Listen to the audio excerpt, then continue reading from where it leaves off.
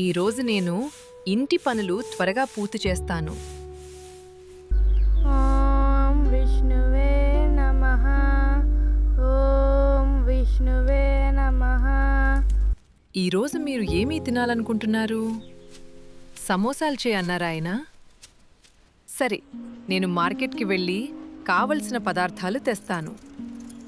నాకు కొన్ని బంగాళాదుంపలివ్వండి, కొన్ని పచ్చిమిరపకాయలు కూడా, కొంచెం కొత్తిమీర కూడా వేయి, ఇంకా కొంచెం మైదా పిండి కూడా ఇవ్వు.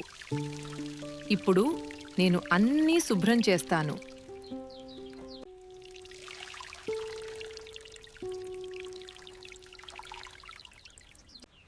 బంగాళదుంపలను చిన్న ముక్కలుగా కోస్తాను.